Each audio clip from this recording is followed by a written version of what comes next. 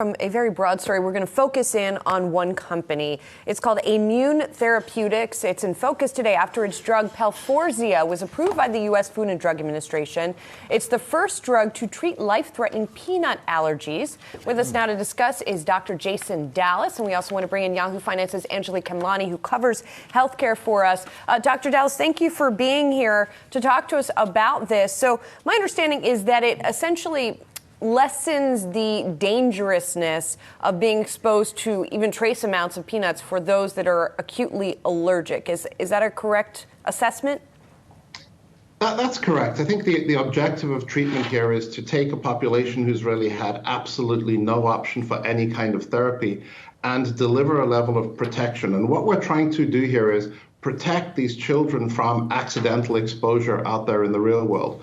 We know that children who have a peanut allergy are exposed to peanuts in the environment, and about 25% of them, despite actively trying to avoid peanuts, end up in the ER every year. And what Palforzia does is give you a level of protection to make certain that that doesn't happen.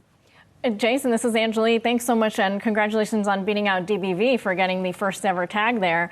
So we know that the price tag that you have listed per month is $890, and you just referenced, the emergency room visits that we've seen in studies ever increasing for these families. How does this help alleviate that cost for those families when they do in fact have something sort of organic and on the market, which is the peanut flour, which can go anywhere from $5 to $10 per pound?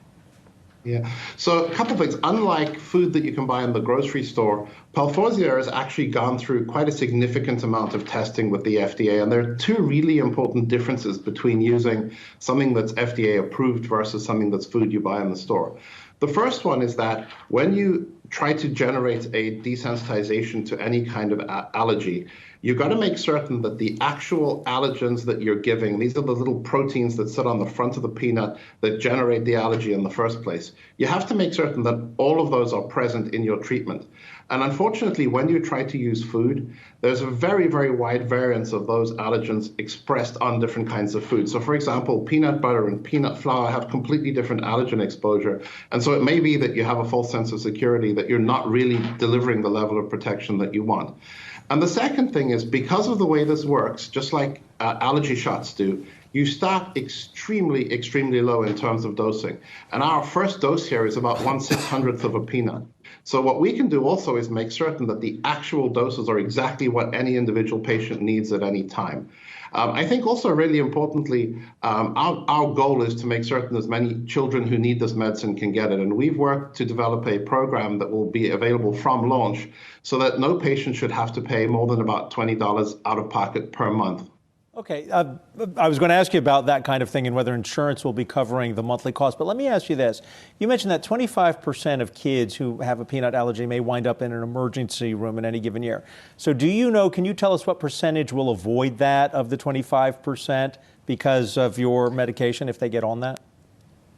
So it's really hard to make that extrapolation. The goal of our treatment, though, is that rather than having a life-threatening event, the patients will have either no reaction or maybe a mild tingling in the mouth and an awareness that they've been exposed to peanuts.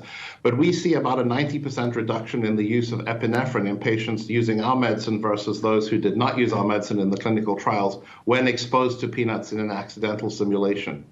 And we know that you've, at least on the call last week, you mentioned that, you're targeting 1,300 clinics, initially. Can you give us a sense of geographically where that is? And then you're also using a specialty pharmacy network initially, and you do have coverage from a good majority, from insurers as well as Medicaid managed. So just explain on, where you see this market starting off. Sure. So there are about 5,000 board-certified allergists in the United States, and they're spread fairly with the demographic across the country. We're picking 1,300 of them to start because these are the practices where two things happen. One is that they're practices that do high-throughput allergy shots, and giving Palforzia in the clinic is very similar to giving an allergy shot. So these are practices that do a lot of these seasonal allergy shots. The second reason is that actually we've really interestingly found that parents have made their way to these particular practices. So we've coined the term allergist shopping, where parents will actually bring their kid to the allergist. And if that practice says, yes, we actually do want to treat your child and we know there's a treatment coming and we'll line them up to do that, they'll stick with them. If the practice says, no, we don't really think that this is the right kind of thing, they'll move on until they find a practice that will treat them. And so this is where the patient population is actually sitting at the moment. In terms of healthcare insurance, this is a specialty pharmacy distributed product, as you say, and the really important reason for that is that we want each and every individual patient to have exactly the right dose customized for them at exactly the right time. And by shipping drug directly to the patient in their house, we're able to achieve that. And that way our medicine gets to the right patient at the right time. Dr. Dallas, very quickly, do you have a sales estimate for this product yet?